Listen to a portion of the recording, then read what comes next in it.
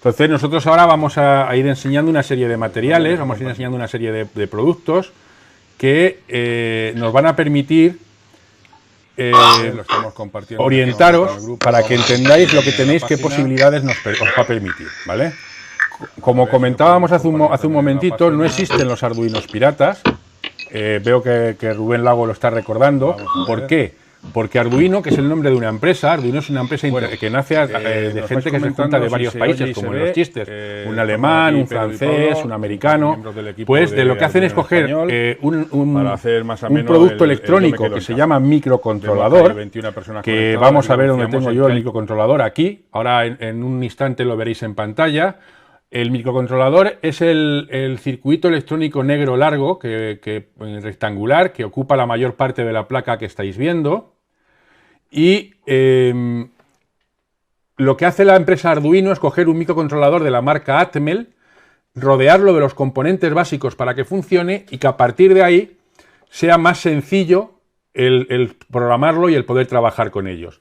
Populariza el uso del microcontrolador para que cualquiera pueda acceder a trabajar con ellos. Los microcontroladores existen de hace muchos años, se usaban para muchísimas cosas. De hecho, vuestro llavero de abrir el coche, el mando de la tele, vuestra lavadora, la cocina, el reloj que lleváis pequeñito de medir los pasos, todo esto lleva dentro microcontroladores. ¿Qué es lo que hace Arduino? Arduino coge los microcontroladores, les pone la electrónica básica para que funcione, desarrolla un programita, que es el IDE de Arduino, que a alguno os sonará a la pantalla, desarrolla un programita para que programarlo sea más sencillo que tener que aprender un lenguaje de programación complejo como puede ser el C o el ensamblador, y a partir de ahí lo que hace es facilitar toda esta información gratuitamente a todo el mundo. Bueno, pues lo primero que necesitamos para el primer taller es una libreta. Así que el que no tenga libreta ya está corriendo a por ella, que si hay que esperarlo, lo esperamos. Pero necesitamos que tengáis todo el mundo una libreta. Luego necesitaremos una serie de herramientas básicas. Y luego necesitaremos una serie de materiales que cada uno pues tendrá más o menos en su casa. Lo bueno es que tanto la libreta como las herramientas básicas las vais a tener todos, ¿vale? Las herramientas son un destornillador, tanto plano como de estrella. Va a ser necesario para los desarrollos de los talleres. Un alicate, por lo menos uno. Vemos que aquí en la pantalla aparecen 4 dibujados distintos. Un universal, uno de punta redonda, un alicate de corte y el alicate preferido para todos los que trabajamos con Arduino, que es el del mango rojo que veis ahí, que se llama alicate de punta de pato. Los alicates de punta de pato son los preferidos para los que trabajamos en Arduino porque nos permite trabajar mejor con los conectores de las placas de Arduino. Vamos a ver, volvemos de nuevo a nuestro bloc de nota. Y nos apuntamos que necesitamos herramientas, herramientas, destornillador, y ahora veremos por qué es importante, y alicate, a ser posible, de punta de pato. ¿Por qué es importante? Porque para poder trabajar con Arduino tenemos dos opciones. Tenemos la opción de comprar todo el material, todo lo que veamos que nos va a hacer falta, comprarlo, eso tiene un desembolso importante, pero también podemos desmontar cosas que tengamos por casa. Para los que tengáis menos de 13 años, los que seáis más jóvenes de 13 años, es importante que vuestros padres os den cosas viejas, cosas que ya no se usen, aparatos electrónicos que ya no se usen, y con vuestro destornillador y vuestro alicate intentéis desmontarlo para aprovechar las piezas. Esto mismo vale para aquellos que sean mayores de 65, 68, 70, que nos vale para tener psicomotricidad fina y seguir teniendo psicomotricidad fina, no quedarnos limitados a dejar que la edad pueda con nuestra puntería, con las herramientas. Es importante, es muy importante desmontar cosas. Cuantas más cosas desmontemos, más fácil será montarlas. Necesitamos un kit básico de Arduino para poder trabajar. En la parte izquierda de la pantalla estamos viendo el kit, bueno, pues un kit muy básico, un kit muy elemental, que tiene un Arduino Uno. Fijaros que el integrado con el que se comunica con el ordenador, el integrado que tenemos en la parte más a la izquierda de la pantalla, más cerca del conector USB de ese recuadro metálico blanco, es alargado. O sea, este es un clónico que necesitaría instalar el driver. ¿vale? Vienen con un cable USB que nos permite enchufar nuestro Arduino al ordenador.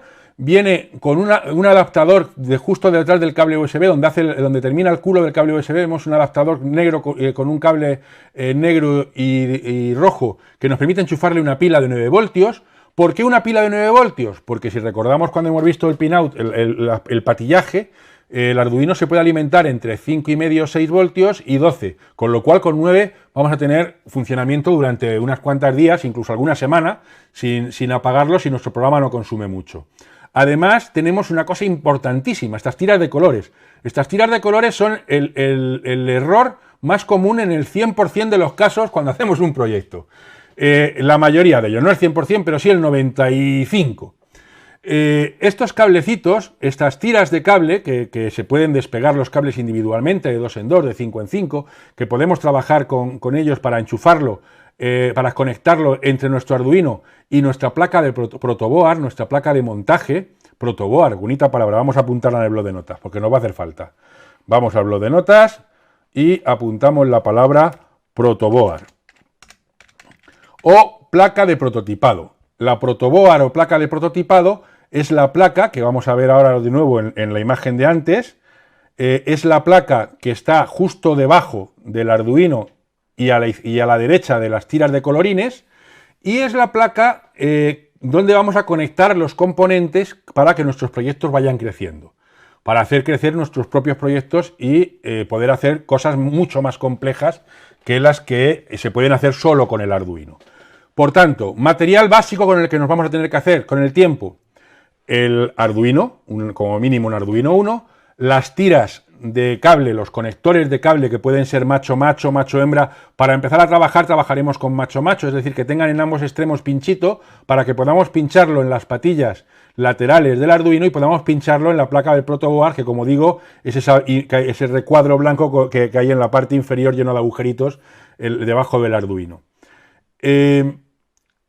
Pues con el alimentador, el cable USB para programarlo, el Arduino 1, el protoboard o la protoboard, la placa protoboard y los cables de alimentación, pues la verdad es que ya podemos hacer muchas cosas. Podremos hacer proyectos, si reutilizamos materiales de aparatos que desmontemos en casa, pues muy complejos. Podremos hacer cosas que verdaderamente nos ayuden incluso a la hora de practicar el inglés, porque trabajaremos con los dos idiomas. A la hora de practicar las matemáticas nos va a ayudar muchísimo. Más cosas que contiene este kit, que me enrollo con más que las persianas. Bueno, pues tiene unas cositas azules que se ven ahí a la derecha, como 4 grupitos de cositas azules, que son resistencias en este caso, que también podemos reciclarlas de componentes y de materiales que quitemos de aparatos electrónicos que desmontemos. Tenemos LED, que son esas cositas amarillas, verdes y rojas que tenemos ahí. Un LED es un diodo emisor de luz, Light Emisor Diode. Diodo emisor de luz. Los que habláis inglés, los que sois más jóvenes y habláis inglés, tenéis mi autorización para reíros de mi inglés perfectamente. Podéis reíros de mi pobre inglés. Pues el Light Emisor Diode, el diodo emisor de luz, es la lucecita que, bueno, ya que casi todas nuestras bombillas de casa son tipo LED, las de los coches, casi todo es tipo LED porque gastan menos, se calientan menos que una bombilla tradicional, que una bombilla incandescente, y además nos permiten, como tiene muy poquito consumo, nos permite hacer cosas muy chulas para nuestros proyectos. Encima de los LED veis que hay dos cositas que son parecidas, que tienen las patas muy largas y son como entre roja y gris, hay un color indefinido, son fotodiodos. Perdón, fotoresistencias, disculpadme. Son resistencias LDR, resistencias que varían por la luz, que la cantidad de resistencia que ofrecen al paso de la corriente, por eso se llaman resistencia, porque ofrecen resistencia al paso de la corriente. La cantidad de resistencia que ofrecen al paso de la corriente varía dependiendo de la luz que reciban, con lo cual pues podemos hacer un robot que siga una linterna, podemos hacer un dispositivo que detecte cuando es de día y haga algo, o detecte cuando es de noche y haga algo, o cuando ha encendido la luz de la habitación. Podemos hacer muchísimas cosas con ellos. Y por último, en la parte de abajo tenemos unos aparatitos 6 iguales con un círculo naranja en medio, son pulsadores o botones que tienen su botón bonito, a ponérselo encima, en rojo, blanco, azul, justo encima. Esto es un kit básico que nos va a permitir hacer cientos de proyectos. El de la derecha, el kit que veis a la derecha, pues es mucho más complejo. Es un kit donde veis que tenemos ya incluso pantallas, Voy a empezar de arriba a la izquierda a la derecha comentando. Hay una placa protoboard más larga. El que pueda permitirse una placa protoboard de estas más largas, que en vez de 1,5 € o 2 euros puede costar 3 o 4, que se la permita, que va a dar mucho más juego. Vemos que tiene también pulsadores con botones blancos, tiene algún potenciómetro, que es una resistencia variable que yo puedo variar girándola, LED de varios colores, tiene también azules, por ejemplo. Tiene un LED negro. Los LED negros son el copón de la baraja, que se diría en Murcia. Bueno, de ahí se diría el copón de bullas. Los LED negros lo que emiten es luz infrarroja. Es una luz que no se ve, que el ojo humano no la ve, pero que podemos ponerle un detector al otro lado que sí la vea. Con lo cual, imaginaros que hacemos un circuito donde a un lado ponemos un LED infrarrojo y a otro lado ponemos algo que detecte una resistencia, que detecte la luz de ese LED infrarrojo. ¿Qué tipo de cosa podemos hacer? Pues que nadie vea que ahí hay luz, nadie vea que ahí hay una línea de luz que está interfiriendo el paso, pero nosotros podamos detectar cuando alguien la cruce, con lo cual podamos saltar una alarma cuando alguien pase en nuestra habitación.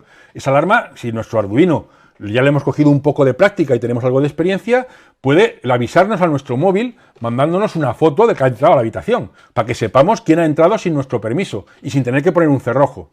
El límite es la imaginación y desafortunadamente el presupuesto. Pero la parte positiva es que el presupuesto de casi todas estas cosas pues es bastante asequible. Vemos que a la derecha, en este segundo grupo de imágenes, tenemos un montón de resistencias pequeñitas, sujetas ahí con unos papeles en los extremos, unas tiras de papel.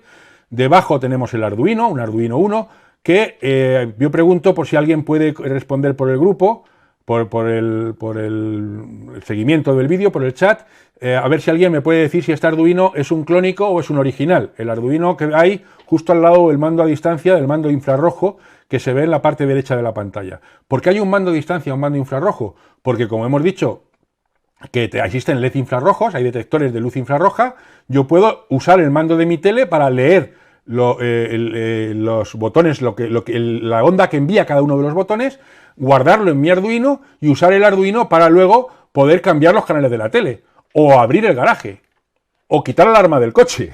Eso ya, la imaginación de cada uno. Lo siguiente que tenemos al lado del mando a distancia a la derecha, pues una pantalla. Tenemos una pantallita que nos va a permitir sacar letras para que el Arduino se comunique con nosotros. Podemos programarlo para que nos vaya diciendo lo que hace. En vez de tener que hablar lo que consume mucho, pues que nos lo vaya diciendo a través de estas letras que muestren esta pantalla. Lo siguiente, los que tengáis alarma con alguna compañía de las que la alarma se desmonta con llavero, pues lo reconoceréis. Es un dispositivo NFR, un dispositivo, NFC, de los que podemos usar para copiar pues bueno, la alarma de casa o cualquier otra llave o cualquier otro dispositivo que queramos usar pues para encender nuestro ordenador. Efectivamente, Roberto Pérez nos responde que parece el mismo que el de la izquierda. Es exactamente el mismo que el de la izquierda. Es un clónico que usa el CH340G en vez de la TMega 1602. Es decir, el que comprara cualquiera de estos dos kits de iniciación, tanto el más sencillo como el más completo, tendría que buscar en internet el driver e instalarlo, ¿vale? De otra forma, no os preocupéis que si a alguno le pasa y no lo encuentra por internet porque no tiene mucha soltura con Google, nos lo puede pedir por el grupo, que lo facilitaremos. Lo siguiente rojo que veis con unas rayas metálicas, lo que está más a la derecha en la segunda fila de cosas, es un sensor de humedad, principalmente usado para la tierra, pero también se puede usar para detectar, por ejemplo, lluvia. Con esto podemos saber si nuestras macetas requieren regarse o no, si nuestros pepinos o nuestros pimientos tienen la humedad suficiente. Esto es lo más importante que vamos a ver en todo el tiempo que trasteemos con Arduino. Voy a hacerme yo más pequeñito para que se vea bien lo de los voltios. En todo el tiempo que estemos jugando, disfrutando de Arduino, seguramente lo más importante que vayamos a ver es esta pantalla que tenemos aquí. Fijaros en el título que dice electrónica muy básica, pero imprescindible. Los que ya sepáis lo que es la intensidad, la resistencia y la diferencia de potencial o tensión, pues esto va a parecer un poco chorras explicado así. Pero como tenemos a algunos de los asistentes que son muy jovencitos, está preguntando a alguien en Arduino en español si no hay curso hoy. Disculpar un segundito que le voy a responder porque no consigo entender que la gente no manejemos Facebook, que no lo maneje yo, que soy un señor mayor. Estamos en directo. Busca en la página o el grupo. Nos mandan mensajes privados, la gente tiene ese buen hacer Bueno, vamos a continuar con nuestra presentación. Vemos, todo el mundo estamos viendo esta transparencia donde tenemos que pone a nuestra derecha, pone intención. Hemos perdido la conexión durante unos segundos, nos ha echado Facebook y parece que hemos conseguido reconectar. No sé si sigue habiendo vídeo. Necesito, por favor, que alguien confirme que seguimos teniendo vídeo mientras yo repito lo de la intensidad. La unidad de medida de la intensidad son amperios, la unidad de medida de la resistencia son ohmios y la unidad de la diferencia de potencial o tensión son los voltios. Necesitamos que alguien nos confirme si sigue habiendo vídeo o audio o estamos en negro, por favor. Antes de ponerme a explicar el dibujo de la derecha de la pantalla, que es el que nos va a servir para entender... Gracias, José Juan Oliver. Bien, el dibujo de la derecha nos va a servir para entender prácticamente toda la electricidad. La electricidad es, imaginaos una cascada de agua cayendo por una montaña. Estamos viendo la base y estamos viendo donde empieza a caer la cascada. Estamos teniendo una visión similar a la que tenemos en la foto. La altura a la que cae, la altura desde donde empieza a caer la tensión, donde empiezan a caer los voltios, donde empieza a haber diferencia de potencial a la base de la cascada, es lo que vamos a denominar diferencia de potencial o tensión, y es lo que vamos a medir en voltios. Es decir, independientemente de que la tensión se genere de una forma alterna, continua, se genere como se genere, la forma que tenga la onda de la señal, la altura es muy importante. O sea, no es lo mismo que nos caigan encima o que nos caigamos desde una cascada de 1,5 voltios, como puede ser una pila de estas que compramos en las tiendas, o que caigamos de una altura de 220 voltios o de 380, que es lo que caeríamos si metemos los dedos en un enchufe en la pared. O sea, tenemos que tener constancia, tenemos que ser conscientes, tenemos que tener en nuestra mente que la diferencia de altura es muy importante, ¿vale? La diferencia de altura, la diferencia de potencial es uno de los 3 elementos imprescindibles, críticos para entender la electrónica. Otro de los elementos es la intensidad con la que caiga el agua. Fijaros que en la cascada de la derecha del todo, que es más finita, es más pequeña, el agua, hemos puesto una flecha más estrecha, una flecha más que nos trata de transmitir que tenemos menor intensidad. Mientras que la de la derecha tenemos una intensidad mayor, el agua cae con más fuerza. Esto cuando se lo explicamos a niños con menos de 10 años, siempre lo explicamos con un ejemplo que es un poco escatológico, pero es muy sencillo de visualizar. Imaginaros que encima de la cascada tenemos, nosotros como los habitantes que más hay en la Tierra pues son orientales, son chinos, con 1.500 millones, pues decimos chinos para que haya muchos. Pero vale, cualquier habitante que te imagines y que seas capaz de transmitirle a un niño que ponga encima de la cascada orinando. En la cascada de la derecha, en la que tiene menos intensidad, tenemos 100 chinos, 100 personas orinando. No tienen por qué ser orientales, no quiero yo ahora aquí crear un problema, y menos con lo que están ayudando ahora con el coronavirus, crear un problema aquí con otros continentes. Imaginaros que en la cascada de la derecha tenemos arriba del todo 100 personas orinando a la vez. Habrá una determinada corriente generada por esas 100 personas. Si en la de la izquierda ponemos 1000, tendremos 10 veces más intensidad de corriente. No será lo mismo si ponemos un barquito de papel, la velocidad a la que se arrastre, en la que hay 100 personas orinando, que en la que hay 1000 personas orinando.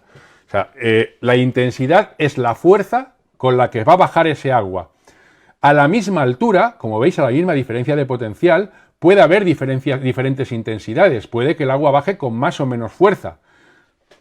Luego veremos cómo se relaciona, cómo calculamos esas diferencias y esas relaciones. Pero es importante que en nuestra mente tengamos la imagen de altura, diferencia de potencial o tensión, e intensidad, que es la fuerza con la que baja el agua. Esto sí es importantísimo, porque la intensidad es lo que nos va a matar si metemos los dedos en un enchufe. La intensidad que genere la relación que hay entre resistencia, tensión e intensidad es lo que va a hacer que nuestro corazón se pare o que sintamos una descarga más o menos leve. La relación entre esos 3 elementos. Antes hablábamos de la altura. La altura es importante, pero no es definitorio. El que define al final si nos deja frito o no el chispazo que nos estamos llevando es la intensidad que atraviesa nuestro cuerpo. La fuerza con la que ese agua nos cae encima. También es lógico imaginar que estamos duchándonos en la cascada. Ahora ya no orinan los humanos, estos que hablábamos antes. Ahora es agua clarita y transparente. Imaginaros que estamos duchándonos. Si la intensidad del agua es pequeña, será una ducha agradable. Si la intensidad del agua es muy fuerte, llegará a partirnos las costillas y la espalda. Entonces, es importante ser conscientes de que la intensidad es muy, muy, muy peligrosa. Por eso los niños, por eso la gente que no tenga conocimientos técnicos para saber lo que está haciendo con electrónica, debería de ser muy, muy, muy, muy precavida y estar siempre con alguien que conozca y que sepa lo que está haciendo. Ya conocemos lo que son los voltios, es la diferencia de potencial. Ya conocemos lo que son los amperios, es la unidad de medida de la intensidad con la que cae el agua. Y ahora vamos a hablar de lo que es la resistencia. Fijaros que en la cascada de la izquierda tenemos una piedra, en la parte de abajo hay una roca que ofrece resistencia al agua. Eso quiere decir, cuando el agua cae con toda su intensidad en la parte superior de la cascada, en el trozo, no sé si se ve el ratón, creo que sí, sí. Cuando el agua cae todo este trozo por la cascada, lleva una intensidad constante, pero al llegar aquí a la piedra, esta intensidad disminuye. ¿Por qué? Porque parte del agua al golpear se transforma en vapor de agua, se transforma en salpicaduras que se van para otros lados, y ya no termina de llegar. Ya por aquí no tenemos la misma intensidad, tenemos menos intensidad. ¿Por qué? Porque le hemos ofrecido una resistencia. Al poner una resistencia en medio del paso de nuestra intensidad, de nuestra corriente, al poner como digo, una resistencia en medio del paso de la corriente también es como se llama la intensidad. Corriente nos va a servir para hacerlo, para homologarlo más al agua, para asociarlo más con el agua. Al poner, como digo, una piedra en medio, ofrece una resistencia y eso hace que parte de la intensidad se estrelle contra la resistencia y no continúe pasando por nuestro circuito. Bien, pues estos tres elementos, la resistencia, la intensidad y el voltaje, son los tres elementos principales que nos van a servir para construir nuestros circuitos, pero no solo a nosotros que estamos empezando en la electrónica, a los ingenieros que hacen los cohetes para la NASA. O sea, esto es el ABC de la electrónica. Luego volveremos sobre ello. La siguiente transparencia que vamos a ver, no pensé que fuera esta, es la de los protoboard. ¿Qué hace esta aquí? Vamos a ir a esta. Luego volvemos a la protoboard. ¿O no? No, vamos a ver la protoboard. Bien, ¿por qué vemos la protoboard? Una protoboard o una placa de prototipado, una placa para que nosotros hagamos experimentos, si la vemos por la parte superior, si la vemos como está aquí a la izquierda, vemos que se compone de un montón de agujeritos. Hay fabricantes, esto depende mucho del fabricante. Hay fabricantes que tienen a bien pintar una línea azul o negra y una línea roja y poner unos más y unos menos en algunos de ellos, incluso numerar las filas de los agujeritos y poner letras en las columnas, como los tableros de ajedrez. Pero ni todos los fabricantes lo hacen, ni tienen por qué hacerlo. Lo que sí tenemos que saber es lo que hay en la foto de al lado. Esto es imprescindible que los conozcamos. Esto es, si yo le doy la vuelta a la protoboard y le despego la parte de abajo, ¿cómo está hecha por dentro? ¿Qué es una protoboard? Bueno, pues una placa de prototipado lo único que tiene son laminitas metálicas que permiten que la corriente, permiten que la electricidad circule por ellas. Todo el mundo sabemos que el hierro es un buen conductor de la electricidad, aunque no sepamos qué quiere decir. Si metemos algo metálico en un enchufe, o lo ponemos en una pila, nos da calambrazo o nos mata. Si ponemos una madera que es mala conductora de la electricidad, pues podemos tocarlo que no nos mata. De hecho, si veis alguna vez que alguien mete un dedo en el enchufe, pegarle con algo que sea mal conductor de la electricidad para separarlo. Una zapatilla de goma, o sea, la base, la suela de la zapatilla, el palo de una escoba. No se os ocurra pegarle con un cucharón sopero, que al ser metálico lo que hace es que la electricidad pasa por el cucharón y te llevas tú el calambrazo. Él se va a salvar, pero la palmas tú. Entonces, ¿de qué está compuesto por dentro una protoboard? De laminitas metálicas que permiten que se comuniquen los agujeritos que hay por fuera. Si yo pincho algo que lleve electricidad, permite que se comunique con todos los agujeritos. Fijaros, los que están numerados en filas, con todos los agujeritos hasta el centro, hasta la ranura central, se comunican. De forma que si yo pinchara en cualquiera, aquí pone ABCDE, en cualquiera de los ABCDE de cualquiera de las filas de este lado, o en cualquiera de los FGH de las filas de este lado, es como si estuviera juntando con cinta aislante, atando los cables o soldándolos. Estoy uniendo en un único punto los cables que pincha ahí. En los laterales, fijaros que es una tira metálica continua. O sea, todo este lateral está comunicado por dentro. Si pinchas en cualquiera de las puntas o de los agujeros que hay en estos laterales, Las dos filas de este lado están comunicadas, cada una todo lo largo que son, fijaros cómo es, y en la otra pues todo lo largo que son. Con lo cual, entendiendo cómo funciona una protoboard, entenderé que me puedo ahorrar soldar, me puedo ahorrar pegar con cinta aislante, me puedo ahorrar un montón de cosas. Espero estar siendo capaz de transmitirlo con la suficiente claridad, porque vamos a usar protoboard hasta la saciedad. ¿Cuál es la avería más común de la protoboard? Bueno, estas laminitas que por debajo se ven planas, por encima, por la parte superior, tienen forma de U. De manera que cuando yo meto un cable, si os fijáis aquí se ve como la laminilla de uno de los lados de la U, aquí se ve también el otro de los lados de la U. Si yo meto en medio un alambrecito, un cable, y es lo bastante ancho, lo bastante estrecho para entrar en el agujero y lo bastante ancho como para entrar a presión, lo que entrará esto haciendo contacto con esos dos laterales de esa U y quedando prisionero dentro del agujerito. Si el cable que meto es demasiado fino, bailará y tendré un mal contacto. ¿Y cuál es la avería, como decíamos, más habitual de una protoboard, de una placa de prototipado? Que se den de sí las laminitas que van dentro. Entonces, al precio que tienen hoy en día las laminitas a los protoboard, cuando se nos dan de sí, lo que hacemos es tirarla y comprar una nueva. Cuando yo era mozo, esto se reciclaba, vamos, se reparaba y marcabas en color rojo las que estaban dar de sí para no usarlas, pero hoy en día estamos hablando de muy poquito precio para la cantidad de horas de placer y de disfrute que nos van a dar. Continuamos. La ley de Ohm. Todo el que no tenga libreta se va por una libreta. Todo el que no tenga libreta necesita apuntarse esto porque esto es imprescindible. Y el que dice, ya, pero yo es que luego lo copio de la transparencia, que se borre del curso. Porque aquí estáis para aprender. Estamos haciendo el esfuerzo de enseñar. No queremos poner aquí una cosa para que luego la copies, la guardes en un cajón y no se toque nunca. Esto, el triángulo de la ley de la electricidad, de la electrónica, es imprescindible que lo escribáis. Hacéis un triángulo, lo dividís en tres partes como está este de la parte superior, le ponemos arriba la V de voltios, diferencia de potencial, en un lateral ponemos la I de intensidad, de corriente, y en el otro lado ponemos la R de resistencia. Recordamos que la unidad eran los ohmios. Bien, ¿cómo se usa este triángulo para saber la fórmula? Bueno, pues es muy fácil. Fijaros en el triángulo de abajo a la izquierda, donde tengo el ratón ahora. Si yo tapo con mi dedo la I latina, para hacer la pregunta de cuánto vale la I latina, la tapo con el dedo. Y entonces, ¿cuál es la fórmula que tengo que aplicar? La tensión partido por la resistencia. Si tapo, como en el segundo triángulo, la R, la fórmula será R es igual a tensión partido por intensidad. Y si tapo la tensión, con mi dedo la V, la fórmula será V es igual a I por R, a intensidad por resistencia. Con estas tres fórmulas, que realmente son la misma dada la vuelta, podemos hacer cálculos para hacer cosas verdaderamente asombrosas, pero sobre todo para saber por qué funcionan las cosas. No nos vale para nada copiar un circuito. El otro día tenía un caballero preguntando, tengo un robot que me han pasado que del colegio, que no sé qué, que tiene motores de continua y quiero convertir uno de ellos en un motor, en un servomotor.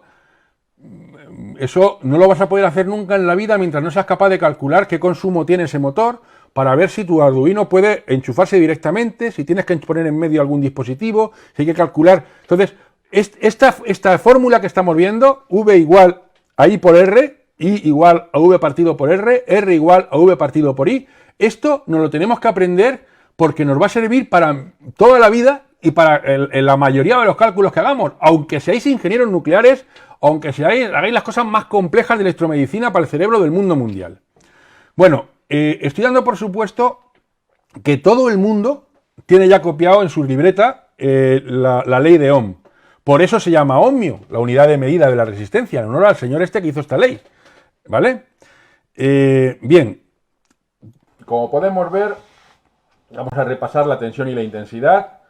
Recordamos que el voltaje era la cantidad de agua que teníamos en una cascada, en una caída de agua a través de, bueno, pues de una catarata, de un tubo, de a través de lo que le hagamos caer. Esto es lo que vamos a llamar voltaje.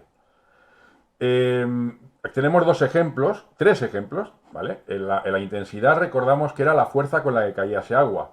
Si tenemos dos contenedores con el agua a la misma altura, tenemos dos tubos, uno más estrecho y otro más ancho, uno más ancho y uno más estrecho, habiendo la misma altura de agua, habiendo la misma diferencia de potencial, teniendo la misma tensión, Si la resistencia es mayor, o sea, si el agujero es más pequeño, se le ofrece mayor resistencia al paso del agua, la intensidad con la que llega el agua es menor, con la que llega al extremo de nuestro circuito. Por tanto, habrá menor amperaje, habrá una menor intensidad. Cuanto más grande, más fácil tenga el agua pasar, mayor amperaje habrá, ¿vale? Lo podemos ver en el siguiente circuito, donde lo que hemos hecho es cambiar la diferencia de potencial. Hemos puesto menor diferencia de potencial en aquel circuito con agua donde el tubo es más gordo y mayor diferencia de potencial en aquel circuito con agua donde el tubo es más estrecho, hasta que igualamos el amperaje. La fuerza con la que sale el agua es la misma. ¿Por qué? Porque estamos metiéndole menos presión por la parte de arriba, hay menos agua que empuja, y aquí, habiendo más agua que empuja, lo que hay es menos tubo, con lo cual al final podemos conseguir el mismo amperaje de dos maneras, o bajando la tensión y y disminuyendo la resistencia, o aumentando la tensión y disminuyendo la resistencia. De cualquiera de las dos maneras podemos conseguir aumentar el amperaje. Esto es lo que hace que nos pegue el jamacuco y nos mate cuando metemos los dedos en el enchufe. Si metemos los dedos en el enchufe y tenemos los pies mojados, o sea, ofrecemos poca resistencia al paso de la corriente, somos este circuito. Somos un circuito donde hay un nivel el que sea de agua, ¿vale? Pero la resistencia, la intensidad pasa fácil, porque en nuestro cuerpo, al estar mojado, es buen conductor, facilita el paso de la electricidad y por tanto nos mata menos, nos mata menos que si le ofrecemos mayor resistencia. Uno sería un muerto leve y el otro sería un muerto grave, ¿vale? En cualquier caso, yo os recomiendo que esta práctica no la hagáis. No se meten los dedos en los enchufes. Esto es para entender el ejemplo. Por último, en el caso de que tengamos... anda, mira, este dibujo es exactamente el mismo. Tiene que ser el inverso, pero es el mismo. Este dibujo y este es exactamente el mismo, perdón. ¿Vale? Por tanto, ya tenemos clara la relación, o deberíamos de tenerla, entre tensión e intensidad. Por lo menos ahora, estos minutos. Luego ya se nos olvidará, pero ahora mismo la relación entre lo que es la diferencia de potencial, lo que es la altura y lo que es el ancho de la tubería, por el que sale mayor o menor intensidad de agua, más o menos la debemos de tener clara. Este es el ejemplo claro, vamos aquí a la derecha, de resistencia. Cuanto más estrechamos el tubo, mayor resistencia se ofrece al paso del agua. ¿De acuerdo? Por lo tanto, pasa al agua con menos intensidad al otro lado. ¿Vale? Bueno, pues repasado esto, vamos a ver tipos de resistencias. Tenemos una resistencia convencional. Una resistencia convencional que, si nos vamos a la mesa, aquí tenemos un montón de resistencias. Con nuestra tabla de colores del otro día, ya somos capaces de identificar si la resistencia tiene un valor alto, bajo, mucho o poco. Fijaros, estas mías son azules. Son las que ahora están de moda. Normalmente las azules suelen tener un factor... A ver si yo soy capaz de acercarme aquí, a ver, a la cámara, aquí. Suelen tener un factor de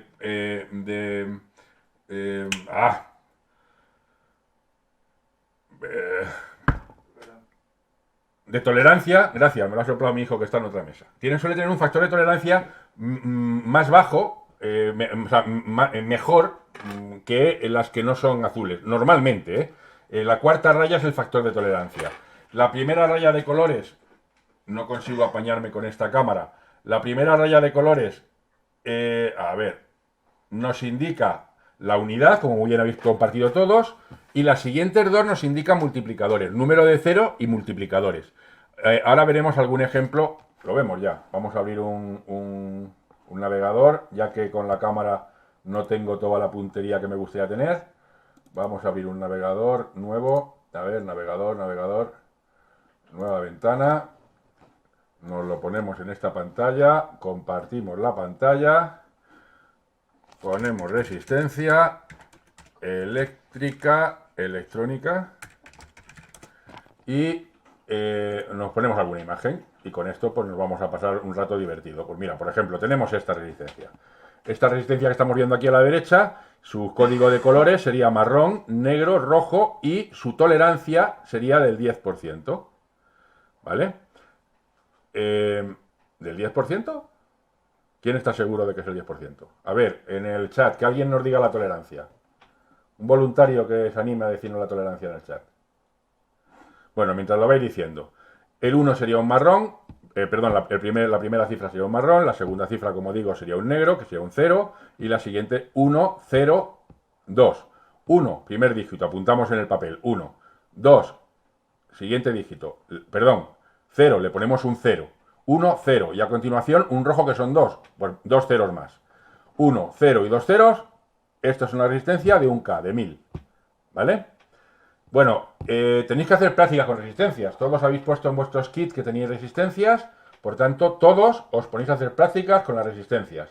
No sé por qué aquí, a ver si soy capaz de pantalla 1, primer plano. A ver que os busco, que busco la pantalla 1. ¿Dónde está la pantalla? Aquí.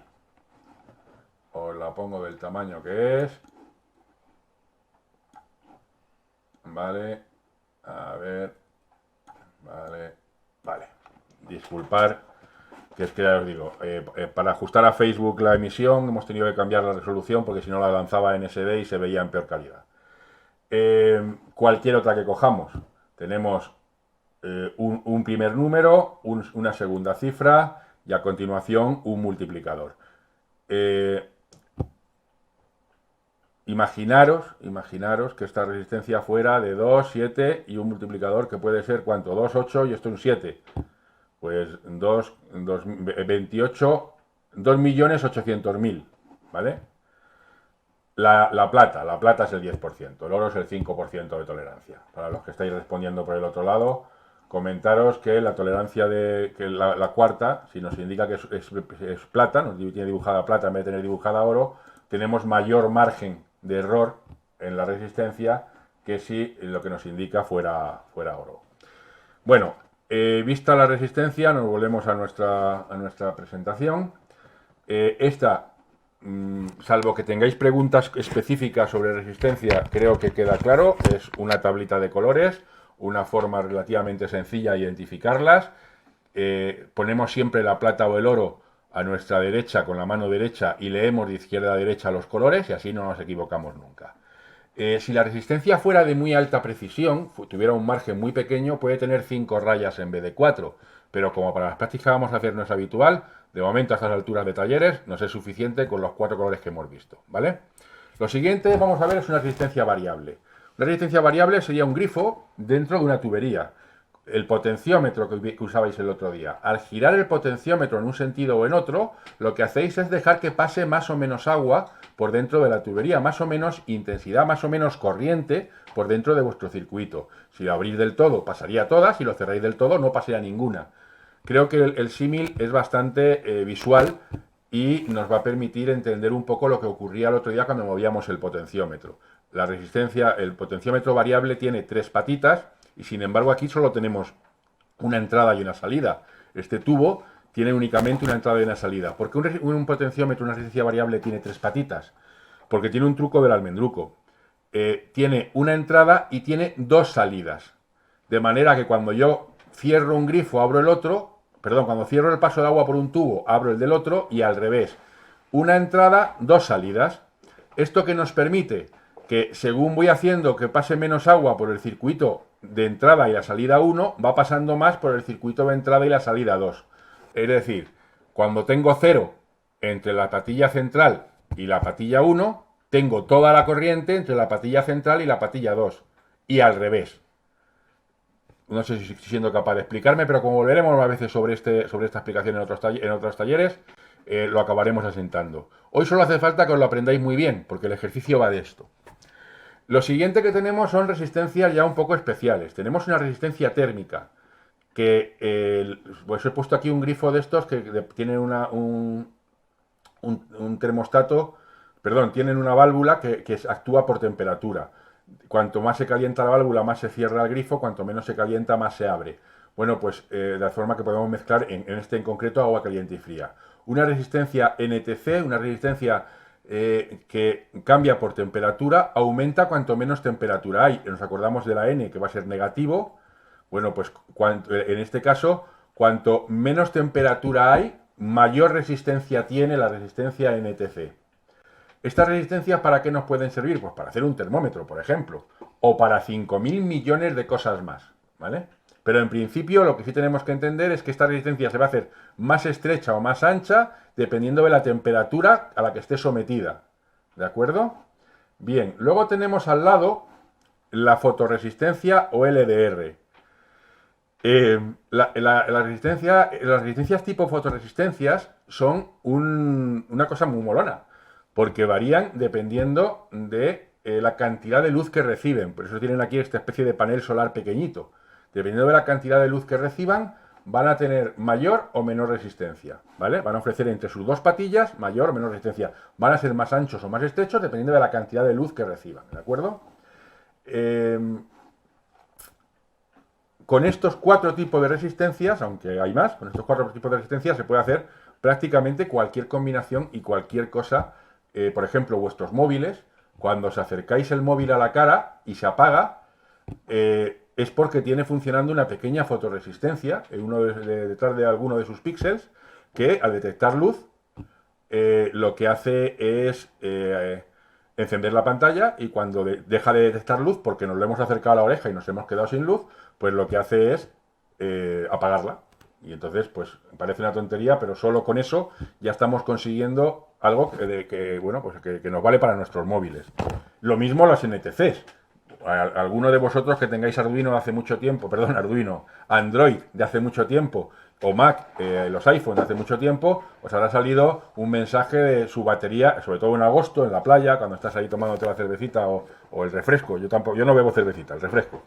Lo digo por los menores, que está muy bien el refresco en la playa. Cuando estás tomándote tu refresco en la playa y de repente el teléfono te dice su batería se está sobrecargando, apáguelo. Primero, tomároslo en serio, que es muy serio, y segundo, lo que tiene es una NTC, tiene una resistencia térmica que está detectando que aquello se calienta mucho y entonces te avisa, ¿vale? Bien.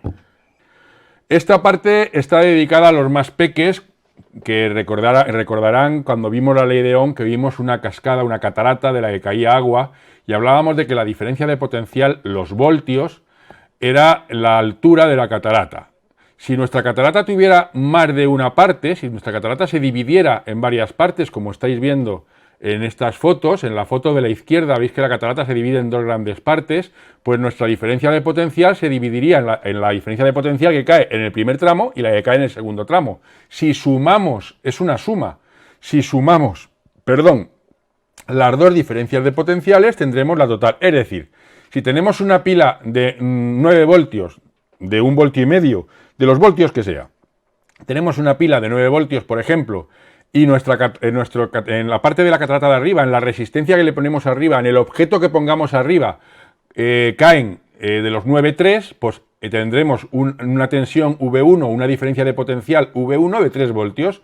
Si la total era 9, porque nuestra pila era de 9, ¿cuánto caerá? ¿Cuánta diferencia de potencial quedará para caer en la segunda catarata? Pues 9 menos 3, hacemos la cuenta y nos sale un total de 6, efectivamente. Tendremos que V1 con una tensión, una diferencia de potencial de 9 voltios es 3 y V2 es 6. ¿Por qué? Porque la diferencia de potencial, según van cayendo en serie, en fila, según veis la catarata, según van cayendo una detrás de otra, en una fila, en una serie, en una hilera, el nombre científico es serie. Según se ponen en serie, la diferencia de potencial se suman, ¿vale? Entonces vamos a ver cómo tenemos en nuestras diferentes cascadas las diferentes diferencias de potencial cayendo una debajo de otra, ¿de acuerdo? Bien, esto es importante para el siguiente ejercicio que vamos a hacer, que vais a hacer, porque es un ejercicio bastante complicado. En la cascada de la derecha vemos que tenemos muchos tramitos pequeños. Nuestros 9 voltios serían la suma de los que cayeran en V1, V2, V3, V4 y V5, ¿vale? Luego vuestros padres os lo explicarán dibujando este mismas cascadas con bolígrafos de colores para que lo tengáis más claro y no os queden dudas. Continuamos. El ejercicio de hoy va a ser un ejercicio relativamente complicado. Bueno, ¿qué narices? Va a ser complicado. Vamos a encender un LED, pero los diodos LED son unos aparatitos que tienen 2 patitas y por dentro permiten el paso de la corriente en un solo sentido, por eso se llaman diodo, pero además al hacerlo emiten luz. Con lo cual, como todo lo que nosotros pongamos en un circuito eléctrico, genera una resistencia al circuito y consume una tensión. Cuando yo quiero poner conectado, vamos a ver el ejemplo de la pila de 9 voltios, conectado un diodo LED a una pila de 9 voltios, lo primero que tengo que calcular es qué tensión va a caer, qué diferencia de potencial de esos 9 voltios van a caer en mi diodo LED para poder ponerle una resistencia donde caiga el resto de la diferencia de potencial. Porque si no, si la diferencia de potencial es muy fuerte, es mucho más grande de la que aguanta el diodo LED, podría llegar a estropear, a quemar, a explotar mi diodo LED. Aquí tenemos una tabla a la izquierda donde tenemos por cada uno de los colores de los diodos LED la tensión más o menos en la que se sienten cómodos trabajando, o sea, la que se van a encender con cierta comodidad. Vemos que un diodo rojo se va a encender más o menos sobre el 1,9 voltios, el amarillo del 1,7 a 2, el verde a los 2,4 más o menos, va a estar cómodo. Si son 2,2 pues se encenderá un poquito menos, si son 2,8 pues se encenderá un poquito más, si son 9 pues lo quemo. ¿Cuándo? Pues cuando lleve un poquito de tiempo trabajando. Si son 0,5 pues no se encenderá o prácticamente no se verá lo que se enciende. Entonces tenemos la tensión, la diferencia de potencial con la que el diodo LED, si entre sus patitas positiva y negativa cae esa diferencia de potencial, se encuentra cómodo y se enciende como un señor. Se enciende fetén, fenomenal. Este ejemplo y este ejemplo, el de la derecha de arriba del todo y el de en medio, son muy parecidos. La principal diferencia es aquí tenemos cuál es el menos y el más del diodo LED. Los diodos LED tienen una parte que está recortada, que no es circular. Esto, visto desde arriba, sería como una especie de capuchón. Pues la parte que no está recordada, la parte que está recortada es la patita negativa, es el menos. Ese tendrá que ir siempre al menos de nuestra pila. Y la parte que es cilíndrica, que es como un capuchón, es la que va al más. En nuestro caso vamos a poner la resistencia entre el más y el más, ¿vale? Entre el más de la pila y el más del diodo LED. ¿Cómo calculamos? Aquí tenéis algunos ejemplos, ¿vale? ¿Cómo calculamos, por ejemplo, para una pila de 9 voltios, un diodo LED rojo que esté un poquitín por debajo del máximo de encenderse, en vez de a 1,9 a 1,8? Pues como sabemos que los diodos, lo sabemos porque os lo digo yo, cuando estudiéis más en una ingeniería o 2 o 3, pues ya os lo dirán vuestros profesores en la universidad. Pero ahora os lo digo yo. Los diodos consumen 20 miliamperios. Para sentirse cómodo, fetén, chachi piruli, a esa tensión que estamos diciendo, un diodo va a consumirnos más o menos 20 miliamperios, ¿vale? Con lo cual vamos a usar para la cuenta siempre los 20 miliamperios de consumo de un diodo normal. No hablamos de diodos de altísima intensidad ni de diodos especiales, hablamos de diodos normales que tengamos por casa. Un diodo va a consumir 20 miliamperios y aquí tenemos que un diodo rojo o un diodo amarillo a 1,8 pues se va a sentir cómodo trabajando. Entonces, como sabemos la tensión de la pila, que son 9 voltios, le quitamos la tensión que va a caer en el diodo, 1,9. Ya tenemos que la tensión que va a caer en la resistencia va a ser una tensión de 9 menos 1,9 de 8,1, no, de 7,1, perdón, 7,1 o 7,2 en este caso. 7,2. ¿Qué necesitamos para saber el valor de la resistencia? La tensión, ya la hemos calculado, 7,2, y la intensidad. La intensidad, hemos dicho, la intensidad en un circuito serie siempre es la misma. Igual que las tensiones, las diferencias de potencial en un circuito serie se suman, la intensidad es la misma en todo el circuito. Con lo cual es fácil, si sabemos que el LED va a sentirse cómodo con 20 miliamperios, para que la intensidad que tiene que caer en la resistencia es de 20 miliamperios, porque va a ser la misma en todo el circuito. Por tanto, nuestros 7,8 o 7,9 voltios dividido entre los 20 miliamperios nos dará unos 360 ohmios. Bueno, pues tenemos que buscar una resistencia lo más cerca posible por arriba o por abajo a los 360 ohmios, porque exacta no la vamos a encontrar. Hay unos estándares, las resistencias se fabrican para unos números concretos, pero podéis buscar una que tenga 400 y algo, yo voy por dar pistas, unos 470, o unos 320, por ejemplo, si es un número que se me ocurre. Bueno, buscar algunos valores que veáis que os pueden servir, ¿vale? Este ejercicio, ¿por qué es difícil? Bueno, ¿por qué pasa de difícil a dificilísimo? Porque aquí nos estamos construyendo una linterna, pero nos estamos construyendo una linterna con un solo LED. Que esto, pues para una luz de la mesita de noche, para que por la noche se quede una luz encendida en la habitación, ahora que nos quedamos en casa, pues está muy bien. Pero imaginaros, y vamos a la parte derecha de nuestro esquema, imaginaros de nuestro PowerPoint, que queremos tener 2 luces o 3 luces encendidas. Si queremos tener 2 luces encendidas, lo que haremos será sumar la diferencia de potencial, la tensión que va a caer en esas luces, porque la que quede será la que caiga en la resistencia y calcularemos la resistencia para la que quede. Imaginaros que queremos poner 2 LED rojos de 1,9. Pues sumaremos 1,9 más 1,9, nos dará... ¿Cuánto nos da 1,9 más 1,9? 3,8. Bien, pues cogemos a los 9 voltios que tenemos de la pila, le quitamos los 3,8 que van a caer en nuestros LED y ya sabemos que 3,8 partido por 20 miliamperios será la resistencia que tengamos que poner en nuestro circuito para que se enciendan 2 LED fuerte, con ganas, para lo que están diseñados, sin que tengamos miedo de quemarlos, ni que se queden ahí apagadillos que parece que no tienen fuerza. Exactamente lo mismo para 3, y así sucesivamente. Es importante que seamos conscientes, a la hora de hacer esto, voy a intentar poner la mesa cenital, de cómo juntamos las tensiones. Bueno, pues aquí tenemos, cuando veáis el vídeo, aquí tenemos un conector de los que se usan para pilas de 9 voltios. Pero puede darse el caso de que no tengamos pilas de 9 voltios y tengamos portapilas de estos tamaños, de estos estilos.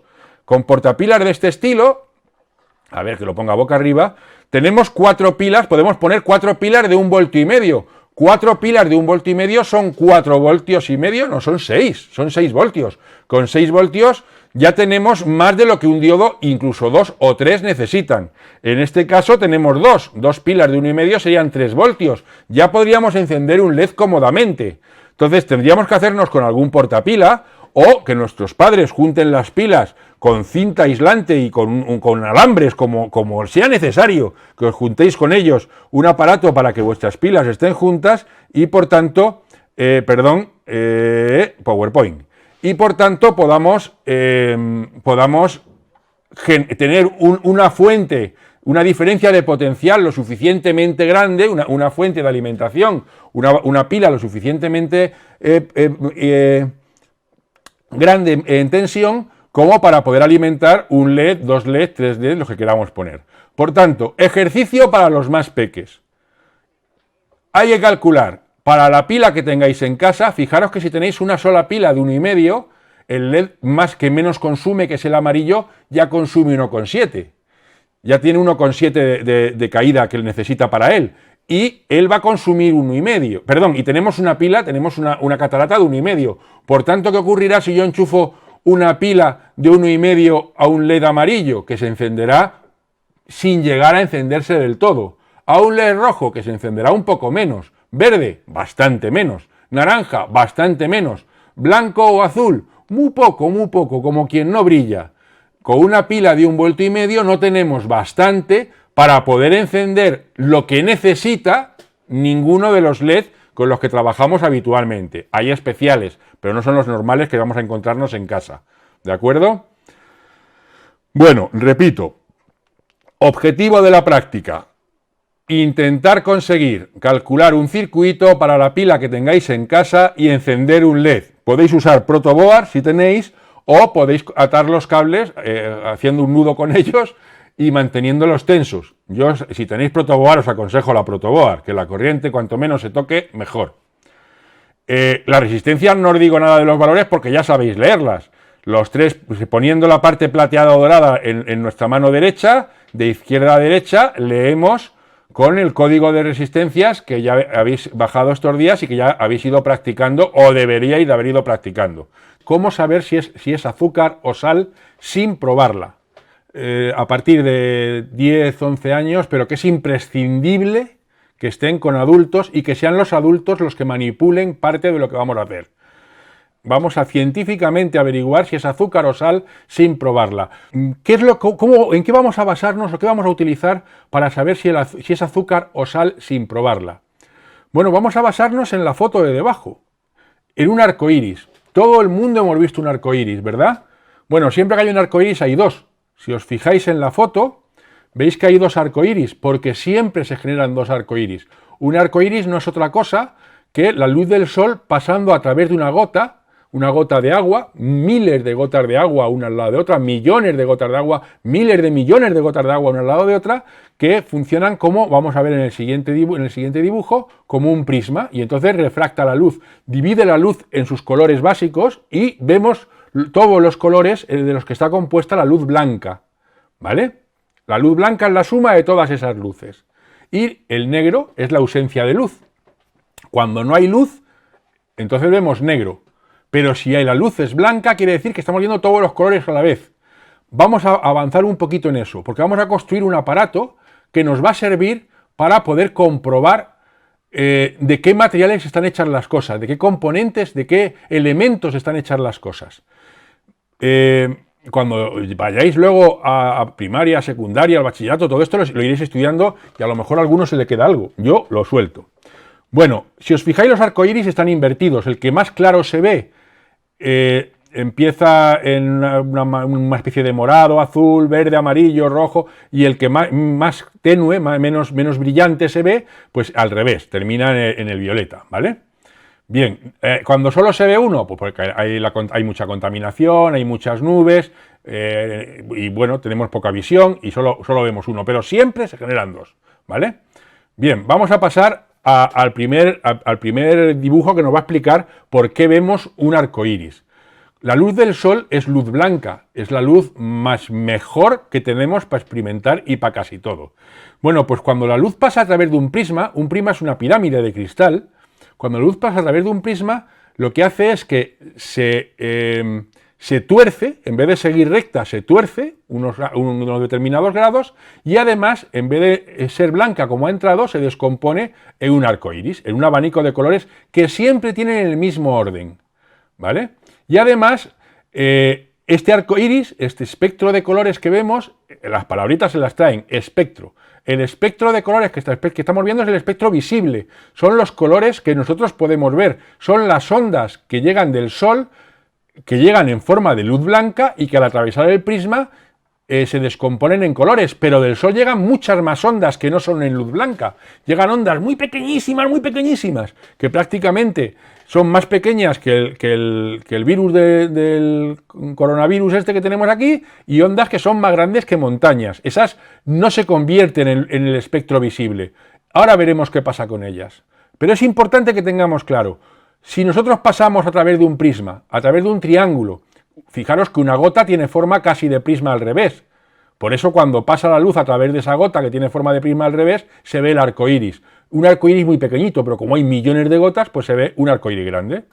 Bien, el espectro electromagnético, fijaros que esto que estábamos diciendo aquí, no sé si veis dónde muevo el ratón, estoy moviendo el ratón donde pone visible, aquí encima.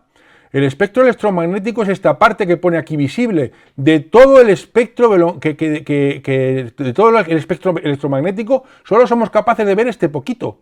Entonces, ¿qué es lo que tenemos por encima y por debajo del espectro electromagnético? Bueno, pues por encima es cuando la onda es más grande. Fijaros que aquí pone longitudes de onda en metros.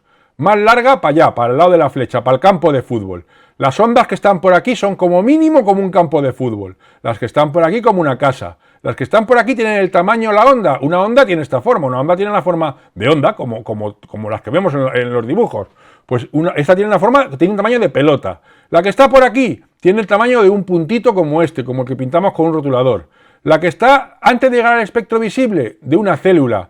Las que llegan al espectro visible del tamaño de una bacteria, más o menos, 10 a la menos 6.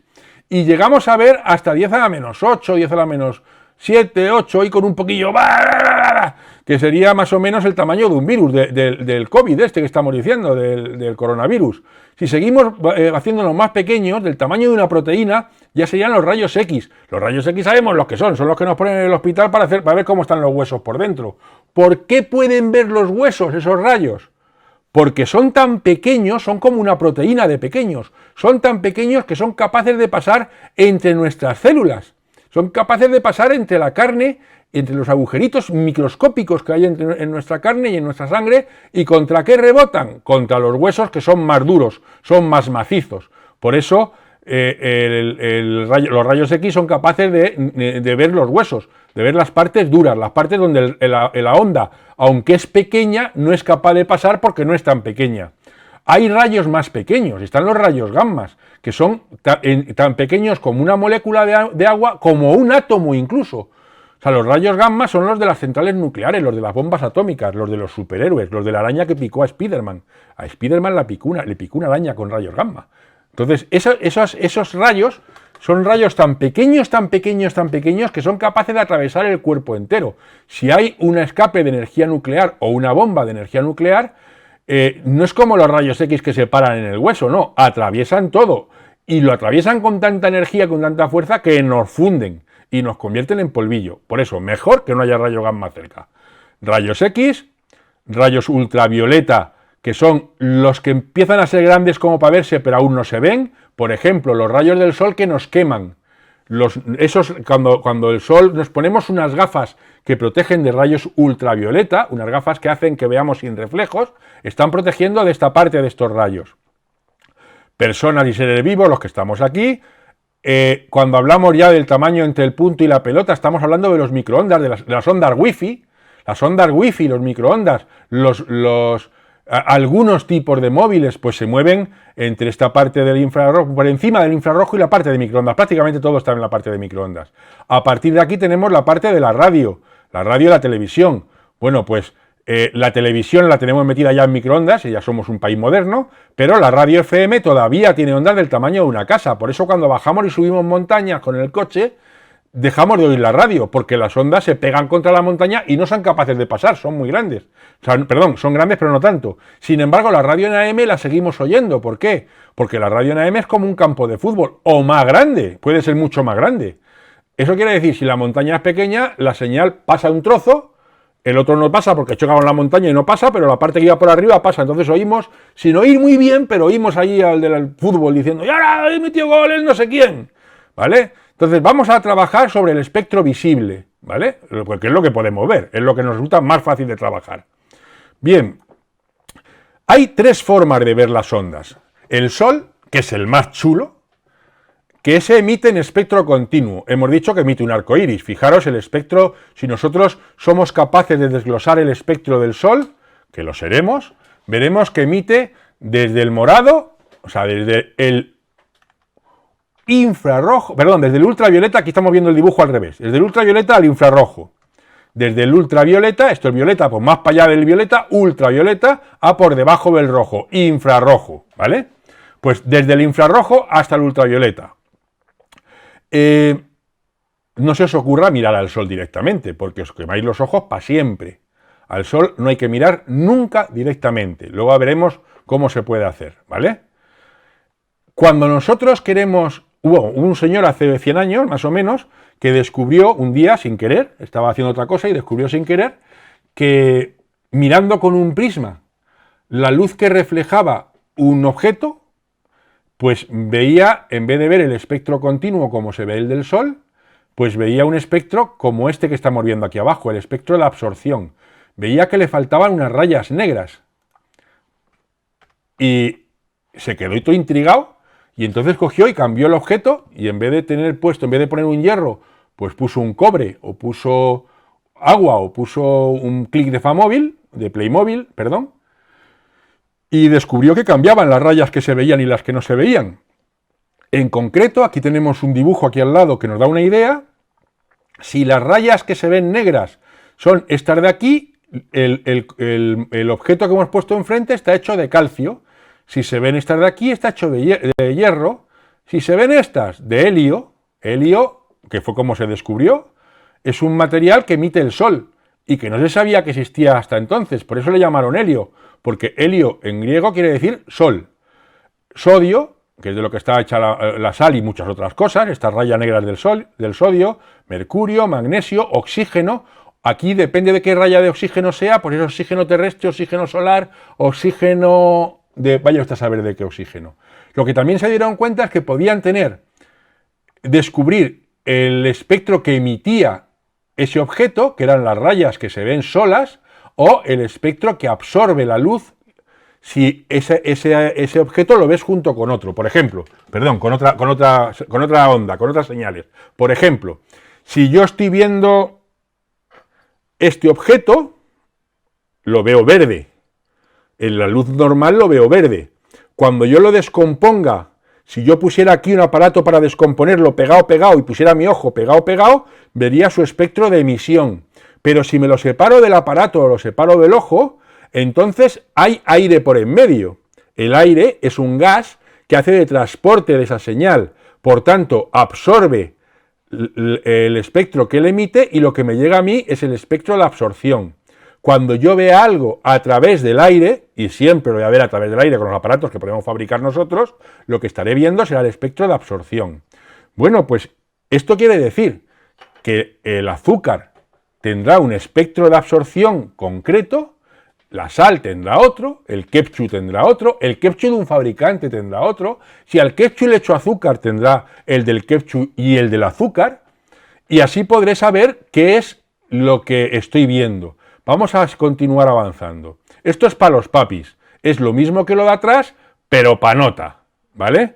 Aquí tenemos cada una de las rayas, menos una que no está en estas y sí está en la de los peques, que luego os ayuden a buscarla cuando surja la pregunta, ¿vale?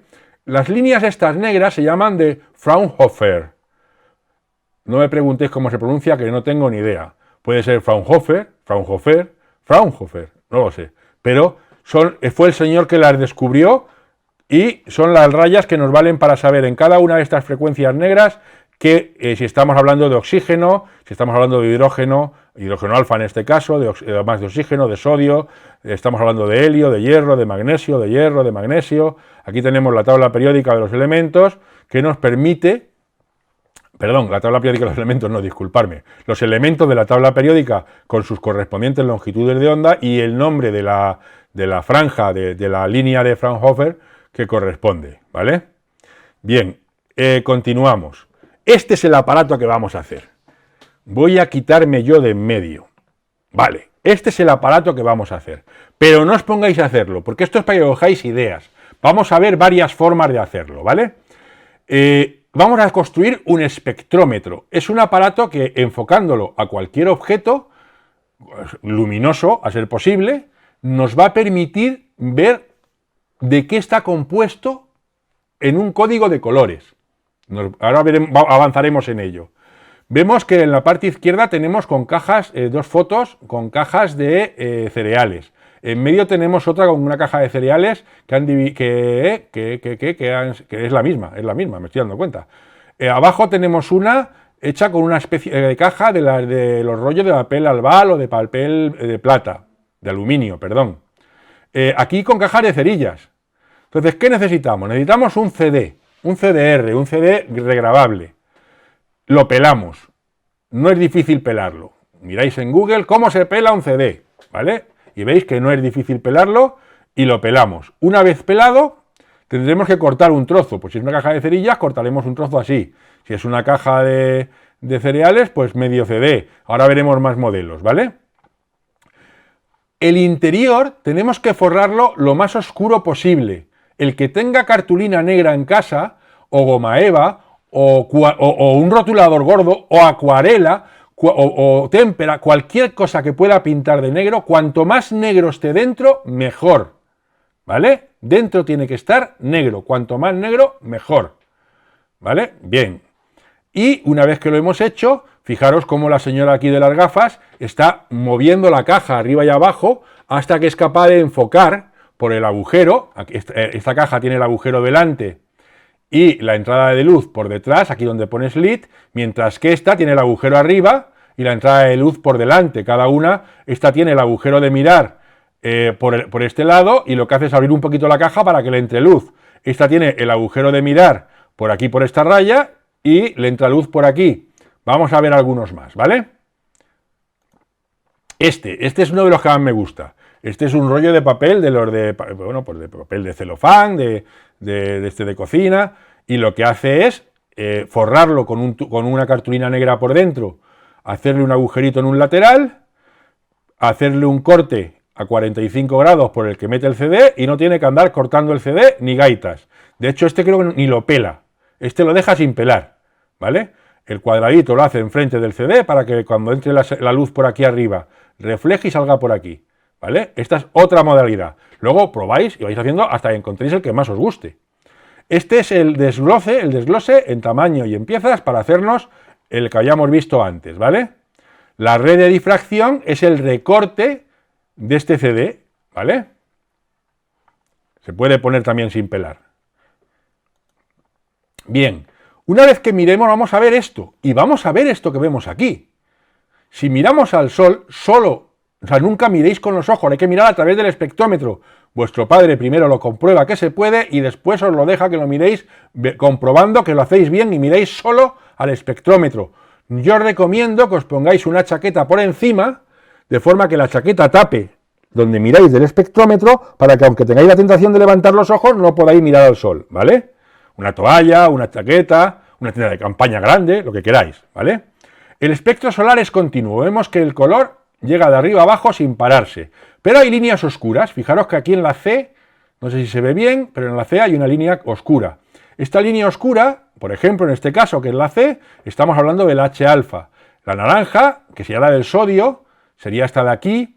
Fijaros, sodio, los padres, los papis, que se acuerdan de que la sal común se llama cloruro de sodio. Sodio, vamos teniendo una pista de por dónde va lo de mirar la sal. La vemos en naranja, en verde la E, que es el hierro, porque el Sol también está compuesto de hierro. También tiene la raya B1 y B2, que son estas de aquí, que es el magnesio. Hidrógeno beta, que es el azul, esta raya de aquí. El púrpura aquí, es que es hierro y calcio también. O sea, el Sol está compuesto de sodio, hierro, magnesio, hidrógeno alfa, hidrógeno beta, hierro, más hierro, otro tipo de hierro y más calcio. Y hay calcio, ¿vale? Esto es con el Sol alto, con el Sol brillando ahí, que dice, ¡ja! ¡Dejármelo todo a mí! Pero ¿qué pasa cuando el Sol va bajando? Cuando el Sol va bajando, en vez de verlo a través de la atmósfera y ya está, lo vemos a través de la atmósfera más toda la atmósfera que tenemos encima hasta llegar al Sol. Tenemos mucha más atmósfera, con lo cual tenemos mucho más gas por medio que se va quedando con luz del Sol, ¿vale? Entonces, fijaros que según va bajando, la luz pasa, esto es la luz cuando el Sol está abajo, y nos encontramos con que tiene además la capa A en negro, un negro tenue, pero aquí tenemos en la capa A un negro tenue. Esto es oxígeno molecular de la atmósfera de la Tierra. O sea, estamos viendo ya no solo el oxígeno que quema el Sol, que sería el que estaría más cerca del hidrógeno alfa, aquí por la parte roja, sino que estamos viendo ya el propio oxígeno que la atmósfera nos incordia, ¿vale? Pregunta para los mayores que tienen que ayudarse con los apuntes de los pequeños. ¿Qué es la banda oscura que hay debajo de la D? Esta banda oscura que surge entre el sodio y el hierro, ¿vale? A ver si alguno es capaz de averiguar qué es, ¿vale? Continuamos mirando. Cuando miréis una bombilla incandescente, la bombilla incandescente la veremos de esta manera. Veremos que tiene un espectro prácticamente continuo, porque es una llama, ¿vale? Pero no hay líneas negras, porque al revés que el Sol no tiene no está compuesto de una serie de materiales más allá del propio negro, ¿vale? Perdón, del propio hierro. Lo mismo ocurriría con una lámpara halógena de tungsteno, no vais a tener en casa. Pero luces de bombillas normales a lo mejor tenéis todavía alguna, de las que tenían un filamento dentro. Si miráis una luz fluorescente, que puede que esté en vuestra cocina, o trastero, garaje, o en la calle, es posible que haya alguna, todavía, que no debería, pero es posible. La luz fluorescente vemos que está compuesta, ya no es una luz continua, ya está compuesta de materiales, principalmente luz ultravioleta. Veremos una raya ultravioleta muy fuerte, que emite el gas mercurio, ¿vale? Que activa el fósforo que tiene dentro de la lámpara. Como tiene mucho mercurio, veremos que hay una raya aquí violeta importante. Y luego pues veremos que también tiene algo de hierro, que también tiene algo de oxígeno, pero principalmente veremos que la que se nos pone molona es el oxígeno en las lámparas fluorescentes. El LED rojo, los LED están diseñados para emitir en un espectro de onda único, ¿vale? El LED rojo, que además es el que mejor se consigue, emiten el espectro del rojo, por tanto veremos que tiene un rojo.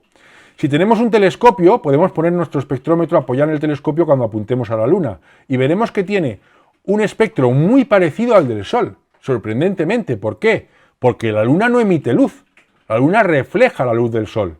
Por tanto, vemos el del Sol, pero más tenue. ¿De acuerdo? Continuamos.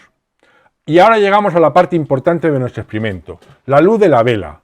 Una luz de la vela es lo más parecido a un Sol en pequeño. Tenemos, en vez de una estrella ardiendo con millones de grados y una temperatura del copón de la baraja, pues tenemos aquí una velita con una temperatura importante que nos emite un espectro continuo, ¿vale? Si la miramos cuando la encendemos, veremos que en el momento de encenderse tiene mucho más oxígeno, ¿vale? Se encenderá mucho más la parte del oxígeno, que una vez que ya está encendida se homogeneiza, ¿vale? Si cogemos un palito, una cucharita, la punta de un cuchillo, yo aconsejo, que esto tiene que hacerlo siempre con nuestro padre, por supuesto, o nuestra madre, cogemos la punta del cuchillo y cogemos un poquito de azúcar y un poquito de sal, ¿vale? Primero uno y luego el otro. Miramos cuando es el poquito de azúcar y veremos que nos salen unas rayas donde el amarillo es prácticamente inexistente, porque el azúcar no contiene sal. Lógico, no contiene sodio, no contiene cloruro de sodio, que es la sal común. ¿Por qué? Porque si contuviera sodio, el azúcar no sería dulce, sería salado. Entonces, una de las cosas de las que el azúcar menos tiene, si es azúcar, es sales, ¿vale? Entonces, cuando veamos el espectro del sodio, veremos que no destaca ningún amarillo, y además hay una raya gorda aquí en medio porque le faltan toda la parte del sodio y una gran parte del oxígeno, ¿vale? Sin embargo, veremos que el morado es importante. ¿Por qué? Porque sí tiene flúor. La sal sí suele llevar un compuesto importante de flúor. La sal que comemos, perdón, el azúcar, disculparme, el azúcar. El azúcar que comemos en casa suele llevar una parte importante de flúor. La sal no, la sal suele llevar de yodo, yodada. Por eso veremos que la parte del verde del final de la sal es más fuerte. Pero sobre todo, lo que cuando quememos la sal va a pegar un chispazo que va a ser impresionante y una raya grande en medio es el amarillo. ¿Por qué? Porque todo el sodio del cloruro del sodio se quema, luce en ese momento y entra por nuestro por nuestro espectrómetro, ¿vale? ¿Cómo podemos distinguir si es sal o azúcar sin comerla, sin probarla, sin tomarla en la boca? Usando un espectrómetro y con nuestros padres haciendo este experimento que estamos diciendo. ¿De acuerdo? La línea de sodio suele ser, como pone aquí abajo, doble, pero haría falta que cuando en vez de ser más pequeño, pero estuvierais, por ejemplo, ya en finales de secundaria o bachillerato, perfeccionáramos un poco esto. Que os voy a contar cómo se perfecciona, por si alguno no tiene 16 años, tiene 12, pero tiene interés y tiene móvil, que para perfeccionarlo hace falta móvil. Continúo. Modelos para móvil y calibrado profesional. Aquí tenéis unas direcciones web, la primera de ellas, Public Lab. Bueno, esto de Public Lab es el copón de bullas. O sea, estos son una gente que se juntó para hacer público material de laboratorio de buen rollo y hecho por uno mismo, ¿vale? Entonces yo os he copiado la dirección de dos partes del proyecto, a ver si yo soy capaz.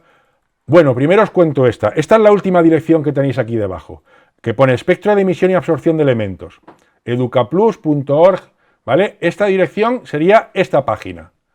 Bueno, pues en esta página tenemos que si yo digo, y el sodio, pincho aquí y me pinta la raya amarilla del sodio. Voy a hacer esto más grande. Voy a ponerlo en medio. Vale. Yo digo Na, que es el sodio, pues me pinta aquí, le quita la raya amarilla abajo y la pone arriba. Esto es lo que yo vería si fuera solo sodio. Lo que pasa es que no solo es sodio, también, ¿vale? Esto es lo que vería. También la sal común tiene cloruro de sodio. Entonces yo me voy al cloro, a ver si lo encuentro, el Cl aquí, y tengo todas estas rayas. Bueno, pues lo que yo voy a ver cuando vea sal común va a ser la suma de estas más estas. Moraleja, tengo amarillo a mogollón, que es lo que me va a pegar el chute bueno. Si yo quemara, yo qué sé, a ver, es que de lo que tengamos aquí, cobre, si yo calentara cobre, si caliento cobre veré este, si caliento hierro veré este, mira qué mogollón. ¿vale? Pues así con vuestros papis podéis ver con este, podéis entender un poco lo que estamos viendo, ¿vale? Vuelvo a la que he dicho antes del Public Economist. Esta es la página que he dicho, el primer enlace que hemos visto, donde si bajamos, ¿vale? Esto es lo que nos vamos a construir. Esto está pensado a poner aquí el móvil, ¿vale? De hecho, ¿veis? Aquí tiene la foto. De hecho, está pensado para usar un medio, como es, coge una cajita de caramelos, la vacía y va metiendo en medio el producto que quiere ver el espectro. Agua con azúcar, agua con sal, agua con menta, agua con lo que se nos ocurra, ¿vale? Si os fijáis aquí donde dice empezado rápido, Quick Start, aquí dice clic aquí para construir su espectrómetro. Bueno, pues si usted pincha aquí, vamos a descubrir, con un poquito de suerte, ¿vale? Aquí como queda montado, vamos a descubrir que tenemos aquí una plantilla. Esta plantilla está ya colgada en el OneDrive que os hemos comentado, ¿vale? En las prácticas de este hoy, del taller 6, están colgadas en la plantilla y ¿veis? Viene como recortarlo, todos los pasos para hacerlo, ¿vale? Cómo doblarlo para hacerlo y tal. Para los que sean menos manitas, a mí me gusta más este modelo, ¿vale? Pero para los que sean menos manitas, al poquito tiempo, si sigues bajando, aquí dicen deseos, dicen versión refinada, nueva versión y tal. Es una versión a la que le han quitado las patillas para que sea todo pegado en vez de encajado y tal. Es lo mismo, si entráis vais a ver que es una prima hermana. La caja es la misma, una vez terminada. Lo que pasa es que, bueno, pues en vez de tener estas patitas, pues se las han quitado o se las han puesto. No recuerdo si es la que tiene patitas o la que no tiene, ¿vale? Yo la que he montado habitualmente con los críos es la primera y os aseguro que llegan a la universidad no se les queda pequeño. Esto es una mejora ya importante, con un láser de estos de luz roja que tiene todo el mundo en casa. Entonces ya hacemos un espectrómetro por fluorescencia. O sea, esto ya es el copón de la baraja, pero esto ya es para cuando lleguéis a bachillerato. De momento nos olvidamos, ¿vale? Lo que sí es importante es que aquí veis que hay hasta calibrados.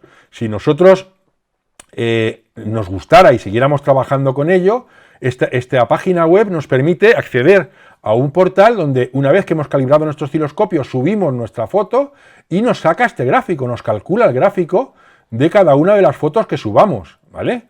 Con lo cual podemos ser científicos, pero vamos a nivel universidad, a nivel científico totalmente profesional, ¿vale?